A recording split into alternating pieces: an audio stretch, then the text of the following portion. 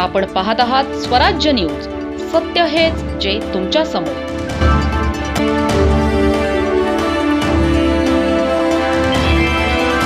धुळे शहरात कार पार्किंगच्या किरकोळ वादाने हिंसक वळण घेतल्याची धक्कादायक घटना समोर आली आहे. शहरातील गल्ली क्रमांक 6 येथे झालेल्या या घटनेत 2 जणांवर प्राणघातक हल्ला करण्यात आला. या हल्ल्यात विशाल खिवसरा गंभीर जखमी झाले असून त्यांच्यावर खासगी रुग्णालयात उपचार सुरू आहेत. राहुल तारगे यांनाही मारहाण करण्यात आल्याची माहिती आहे. प्राथमिक माहितीनुसार कार पार्किंग करण्याच्या कारणावरून 2 गटांमध्ये वाद झाला. हा वाद वाढत जाऊन मारहाणीत रूपांतरित झाला.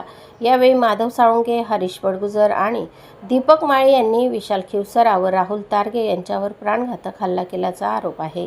घटनेची माहिती मिळताच पोलिसांनी तातडीने घटनास्थळी धाव घेत परिस्थिती नियंत्रणात आणली. तसेच तिन्ही संशयित आरोपींना ताब्यात घेतले आहे. या प्रकरणी आझादनगर पोलीस ठाण्यात गुन्हा दाखल करण्यात आला असून पुढील तपास पोलीस करत आहेत.